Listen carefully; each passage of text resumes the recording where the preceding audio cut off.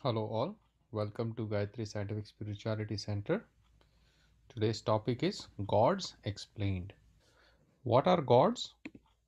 Collections of ideals and virtues. They are value propositions to humans and the larger life. They are the human quest to perfection. Truth means answer to all the questions, youth out of all the miseries, and joyfulness. They are inspirations for future generations, pathways to better humans and society.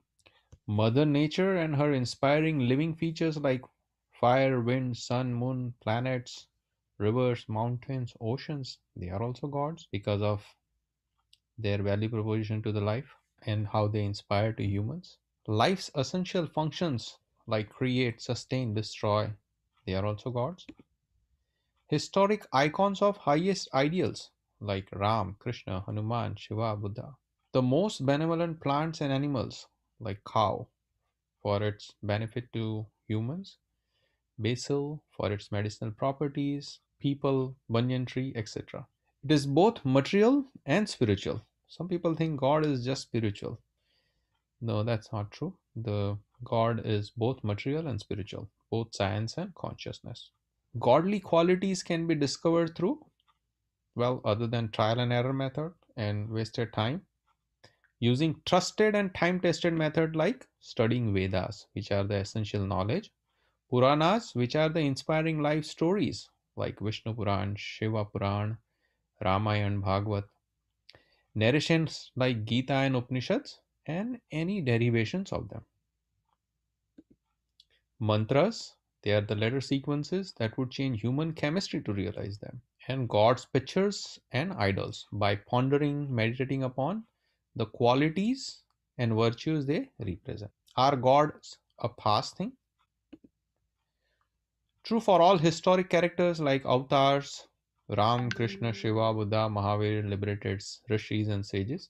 They might show up to their devotees to help them in some small ways, but they won't come back entirely same way to repeat their life story. Important is to learn from them and apply judiciously to our own life. Are the gods present today?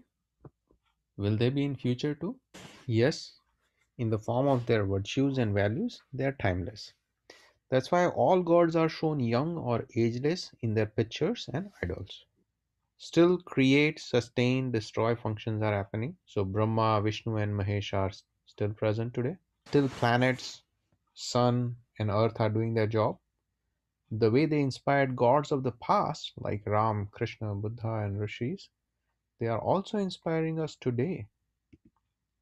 Still, mantras are working as before to inspire God's virtues within and around.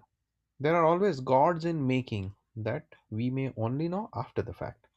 Example, not everyone in his time knew that the Ram was God in making. And same was true for Krishna as well. They are in us too, in the seed form, requiring work to develop. Through Gayatri, the mother of everything. In this picture, the water means purity, clarity, and peace, with a peace in your heart, with a strength of character, what the swan means, with the lotus means openness and receptivity, Vedas means the knowledge from the past, Kamandal means penance, austerity, and simplicity, and with a mother means love, care, and compassion, and dutifulness. And with the sun and the mantra, along with those virtues that you master, you can become one with the gods. There are 24 virtues that comes from Gayatri Mantra, and that is why we have 24 avtaras, 24 kalas, 24 hours in a day. So in total, there are 24 virtues. If you master, you become a godlike. So, for example, Ganesh means success, even in the midst of odds. Narasimha means might, parakram. Vishnu means manage, palan. Shiva means welfare, kalyan. And each virtue has a supplementary mantra as well that can be done in 1/10th proportion of the main Gayatri mantra.